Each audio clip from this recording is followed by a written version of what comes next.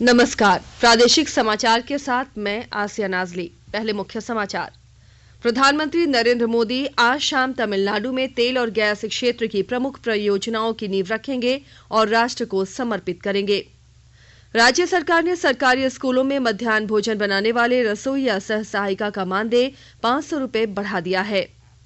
Supreme court ने राज्य के 3 मेडिकल कॉलेज पलामू, दुमका और हजारीबाग में सत्र 2020-21 के लिए नामांकन पर लगी रोक हटाने से किया इनकार।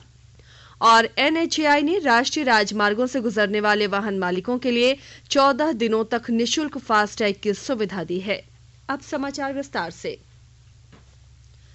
कोविड-19 महामारी के खिलाफ देश एकजुट होकर लड़ रहा है। आप भी हमारे साथ सुरक्षा और बचाव के 3 आसान एहतियाती उपायों का संकल्प लें।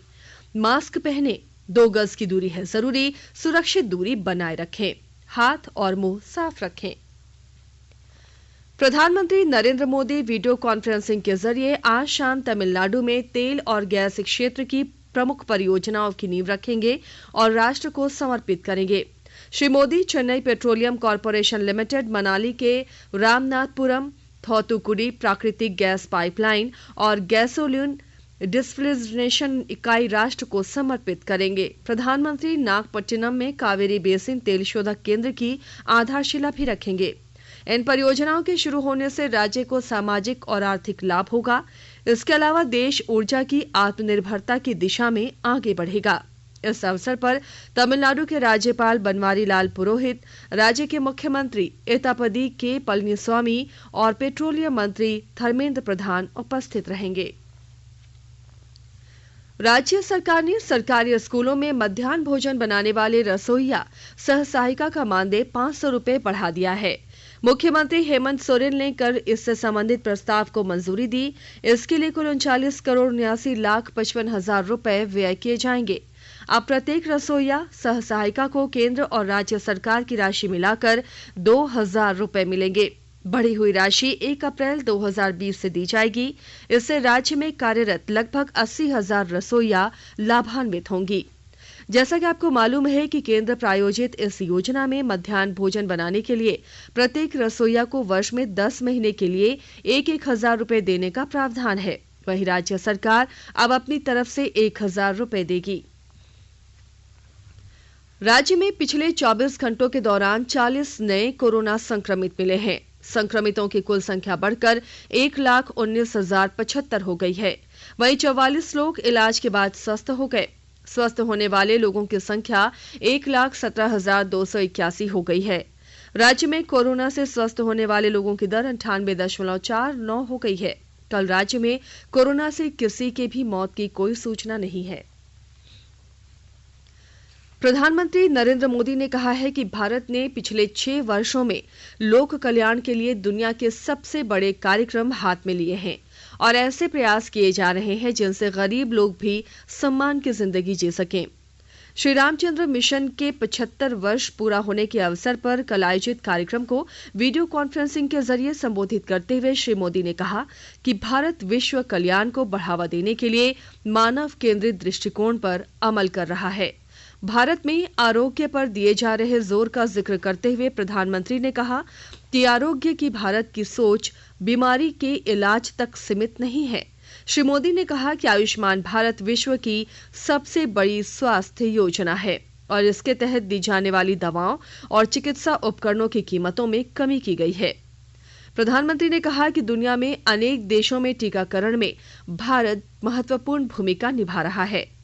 उन्होंने भारत को आध्यात्मिक और आरोग्य पर्यटन का केंद्र बनाने का भी आह्वान किया। प्रधानमंत्री ने कहा कि योग और आयुर्वेद विश्व को स्वस्थ बनाने में महत्वपूर्ण भूमिका निभा सकते हैं।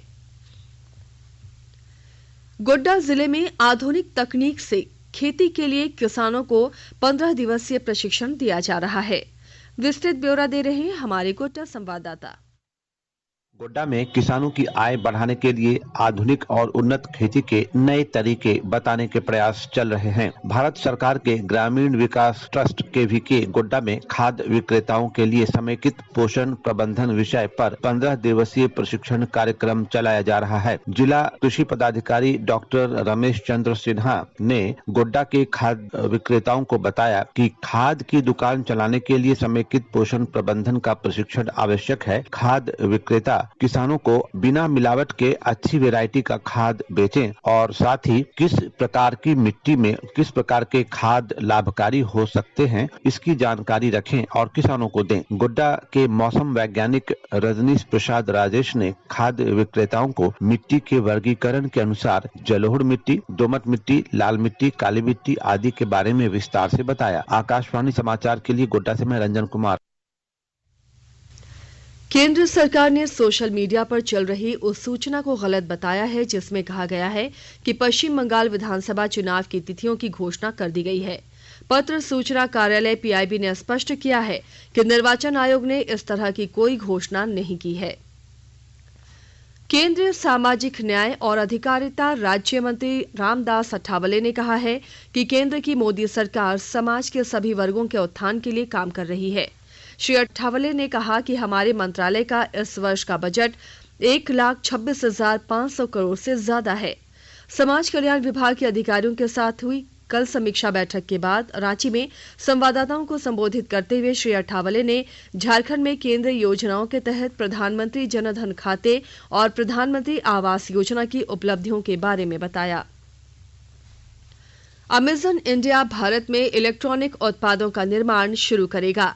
इसकी शुरुआत चेन्नई स्थित उसके कारखाने में अमेजन फायर टीवी स्टिक से होगी। इलेक्ट्रॉनिक और सूचना प्रौद्योगिकी मंत्री रविशंकर प्रसाद ने अमेजन ग्लोबल के वरिष्ठ उपाध्यक्ष और भारत के लिए कंट्री हेड अमित अग्रवाल के साथ कल वर्चुअल बैठक के बाद इसकी घोषणा की।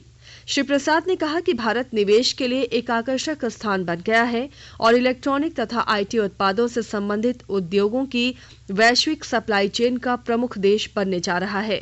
उन्होंने कहा कि इससे घरेलू उत्पादन क्षमता बढ़ेगी और रोजगार के अवसरों में भी बढ़ोतरी होगी। श्री रविशंकर प्रसाद ने यह भी कहा कि इससे डिजिटल तरीके से सशक्त आत्मनिर्भर भारत के निर्माण के अभियान को भी बल मिलेगा।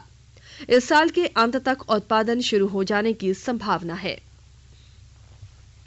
आकाशवाणी के ताजा तरीन समाचारों के लिए आप हमारी वेबसाइट newsonair.com पर लॉग इन कर सकते हैं। ताजा समाचार Twitter handle @AIR news alerts और Facebook page All India Radio News पर भी उपलब्ध है। आप प्रादेशिक समाचार एकांश के ट्विटर हैंडल @AIR न्यूज_रांची और Facebook page AIR news Ranchi के अलावा YouTube channel AIR news Ranchi पर भी हमारे बुलेटिन सुन सकते हैं। प्रादेशिक समाचार आप आकाशवाणी रांची से सुन रहे हैं और अब पेश है कोरोना से बचाव के कुछ संदेश। कोविड-19 से बचाव और सुरक्षित रहने के 3 उपाय। मास्क लगाएं, 2 गज दूरी है जरूरी, सुरक्षित दूरी रखें, हाथ और मुंह साफ रखें।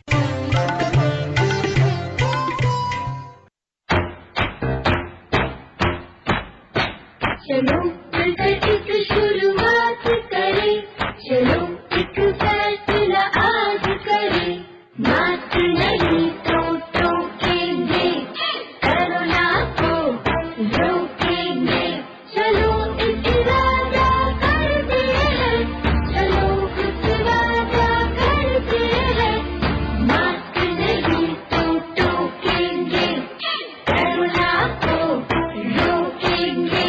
भारत सरकार द्वारा जनहित में जारी। झारखंड के 3 मेडिकल कॉलेज पलामू, दुमका और हजारीबाग में सत्र 2020-21 के लिए विद्यार्थियों का नामांकन नहीं होगा। सर्वोच्च न्यायालय ने कल सुनवाई के दौरान अभ्यर्थियों की ओर से नामांकन पर लगाई रोक हटाने से इनकार कर दिया।